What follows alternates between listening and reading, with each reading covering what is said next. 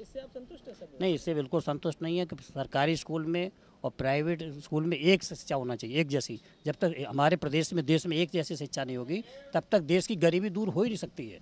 मजदूर का बच्चा कभी अधिकारी बन ही नहीं सकता जब तक एक जैसी शिक्षा नहीं होगी। और प्राइवेट स्कूलों में तो लूट मची हुई है, इतना पैसा लिया जाता है कि मजदूर बेचारा 300 रुपये रोज़ कमाता है, तो उसकी फीस बच्चे की 2000 महीने होती। कहाँ से शिक्षा एक जैसी है?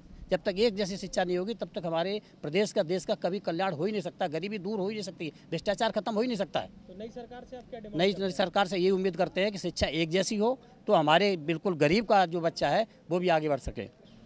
किसी भी गार्जियन से पूछो, वो अपनी ये समस्या बताता है, लेकिन फिर भी मजबूरी, जो भी व्यवस्था चल रही है शिक्षा की दोहरी, उसके कारण वो मजबूर भी होता है और शिकायत भी करता है कि जो शिक्षा के संस्थान हैं वो फीस के नाम पर, कभी किताबों के नाम पर ऐसी सेटिंग बना लेते हैं दुकानदारों से कि उन्हें उसमें भी कमीशन मिलता है, और फीस तो उन्होंने अपनी मनमानी कर ही रखी है।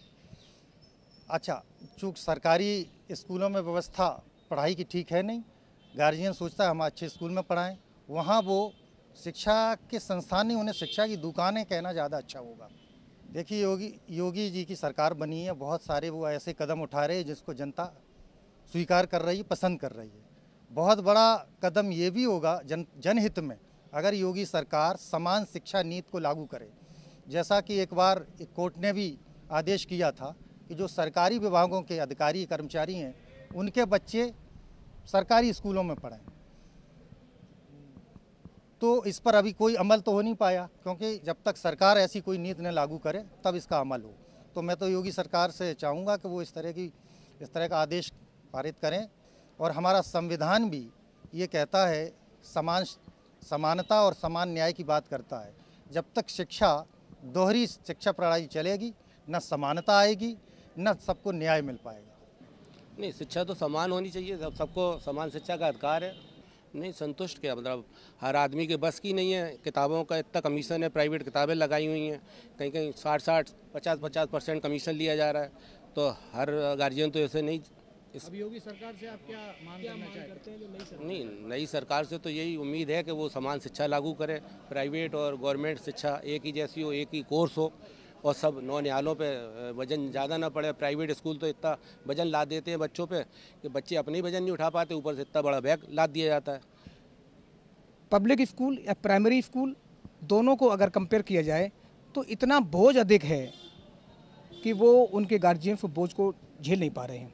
सबसे बड़ी विसंगति तो ये है।